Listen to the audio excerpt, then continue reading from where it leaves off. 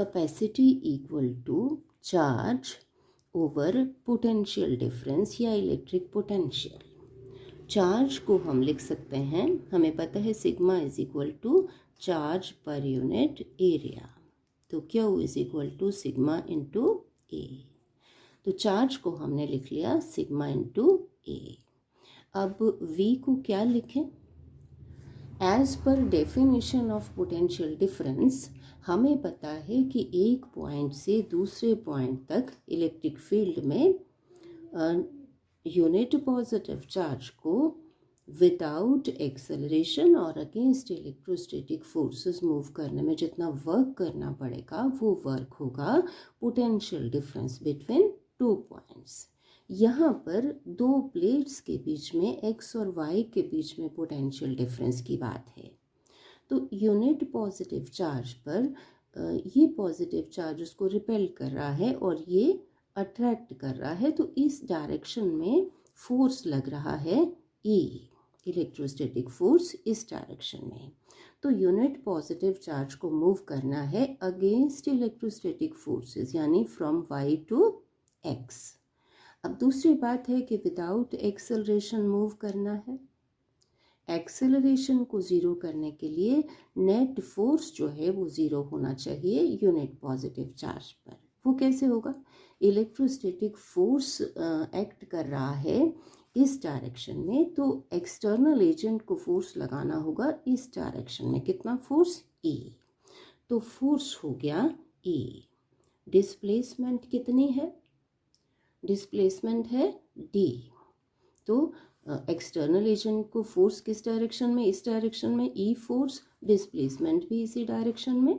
तो E into D into cos angle between E vector and D vector is 0। तो इतना work करना पड़ेगा यूनिट पॉजिटिव चार्ज को y से x तक मूव करने में। इस वर्क को कहते हैं potential difference between the two plates here.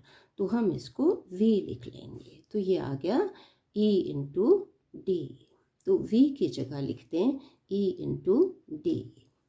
C is equal to sigma A. E हमें पता है sigma over epsilon naught into ये D।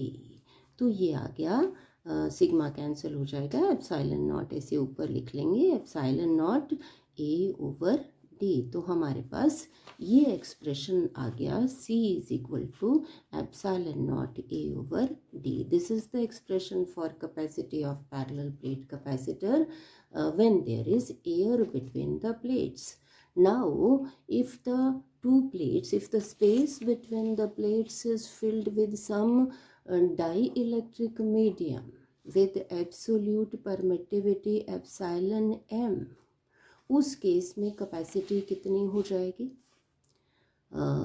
एप्सिलॉन नॉट की जगह epsilon m into A over D। इसको हम CM से डिनोट कर लेते हैं, तो ये हो जाएगी कैपेसिटी।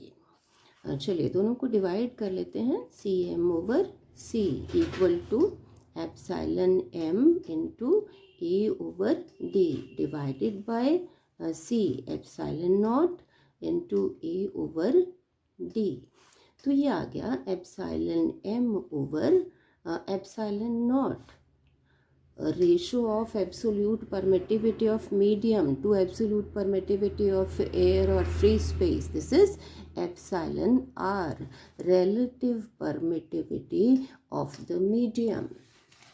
Cm कितना आ जाएगा? Equal to epsilon r into ये C इधर। मतलब कि अगर मीडियम हो प्लेट्स के बीच में तो कितने टाइम्स हो जाएगी कैपेसिटी? एप्सिलॉन r टाइम्स हो जाएगी। तो final result CM is equal to epsilon r into C की value epsilon naught into A over D।